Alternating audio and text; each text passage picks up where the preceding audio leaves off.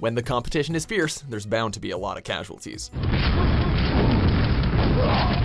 Welcome to WatchMojo.com, and today we're counting down our picks for another top 10 franchises that destroyed the competition. Before we begin, we publish new videos every day, so be sure to subscribe for more great content. For this list, we'll be looking at even more franchises that were ruined both in sales and reputation by their competition. If you don't see an entry you think should have been on this list, be sure to check out our original list of the top 10 franchises that destroyed the competition. Number 10, Sonic the Hedgehog killed Alex Kidd. Alex Kidd was once a popular character in franchise. His first title, Alex Kidd in Miracle World, was preloaded onto most Sega Master Systems, and he was considered the mascot of Sega at the time. However, under Nintendo's domination of the market, with Mario in the spotlight, Sega realized that Alex wasn't cool enough and needed a new mascot in order to compete. The result, of course, was Sonic the Hedgehog, whom Sega marketed as edgier and way hip dude. And the rest is basically history. Sonic sped off into the history books, and Alex Kidd was left in the dust. Number 9, MLB The Show killed MLB 2K. Oh, and he gets a hold of this one as it's in the air to deep left. MLB The Show was introduced in 2006 by Sony Interactive Entertainment San Diego for the PS2 and PSP, and it was an immediate success, garnering great reviews and sales. The series has improved upon every iteration since, and has become the go-to baseball franchise for its stellar gameplay and inventive new game modes.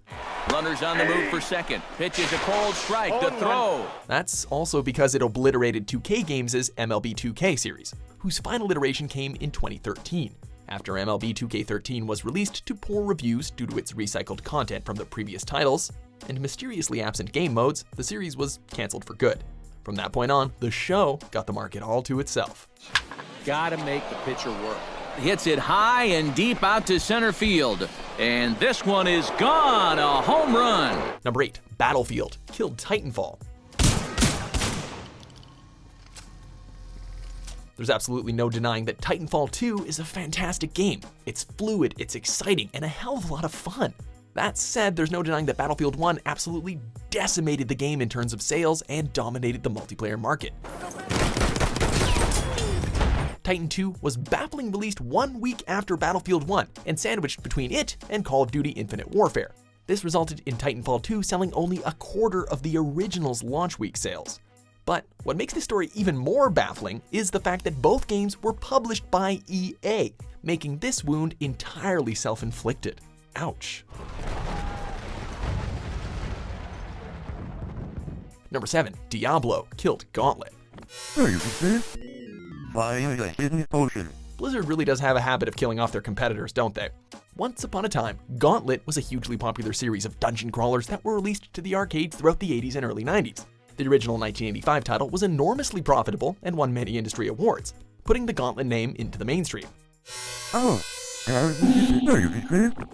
Then Diablo came and took the mainstream dungeon crawler crown. The first title to be released after Diablo was Gauntlet Legends in 1998, which was good but just couldn't match up with the PC juggernaut. Nor could any of its subsequent sequels, as they have seen mixed reception at best.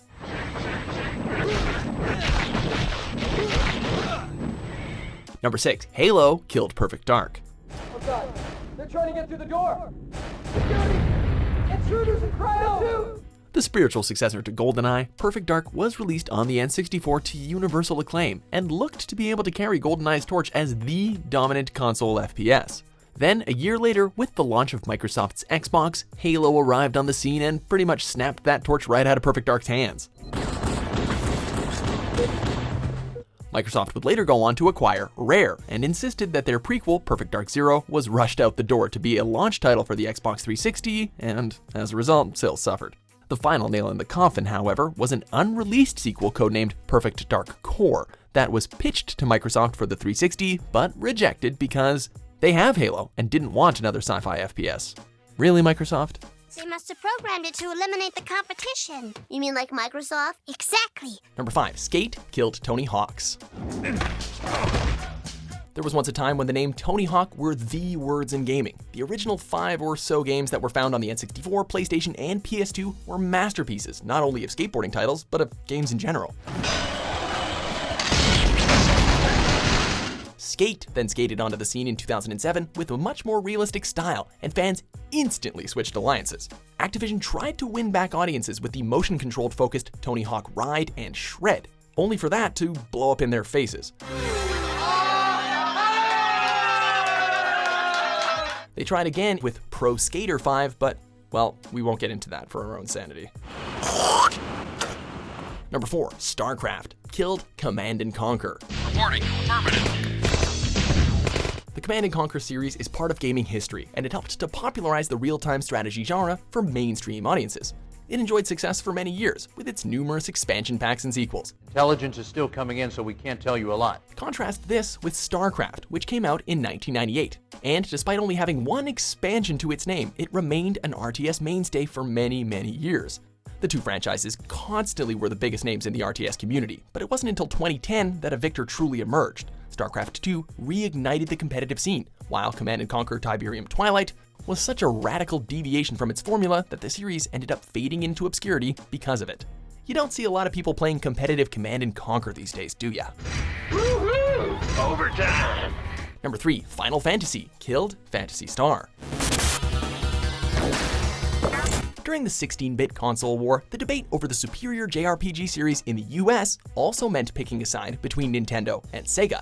The Phantasy Star series on the Sega Genesis were released to wide acclaim, and they were even declared as the future of console gaming.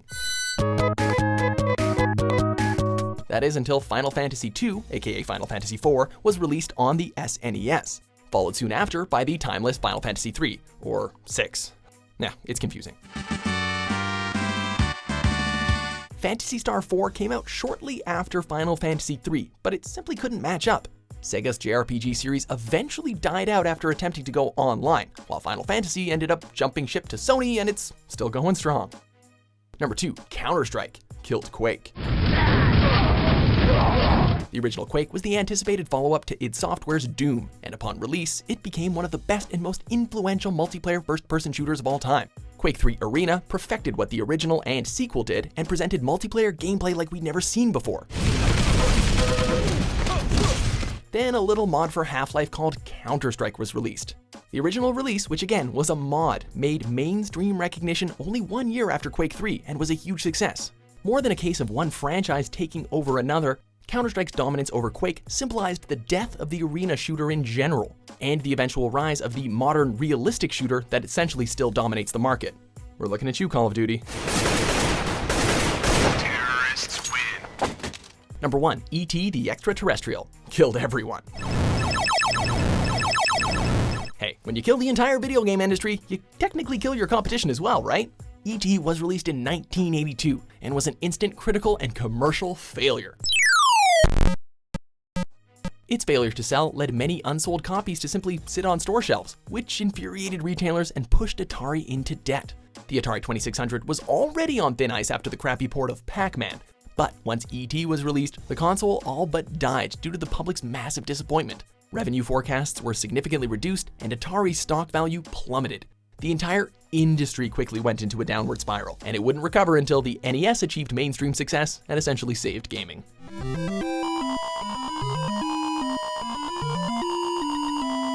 Do you agree with our picks? Check out these other great clips from WatchMojo and subscribe for new videos every day.